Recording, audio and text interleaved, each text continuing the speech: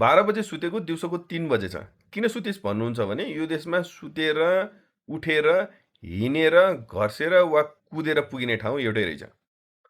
सुनको पखेटा भयो भने अलग बात छ। किन यस्तो दिक्क लाग्दो कुरा गर्छस् भन्यो भने 35 वर्षको भइयो, विदेश गइएन। विदेशमा मान्छेले कमाउँछन् भन्यो भने त्यो देशै राम्रो, सबै हो, देशैले प्रगति गरेछ भने मान्छेले प्रगति गर्नु कन्चा ठुलो कुरो हो। अब हाम्रो त देशै गरिब, त्यही भएर म पनि गरिब भनेर भनिदिन्थेँ।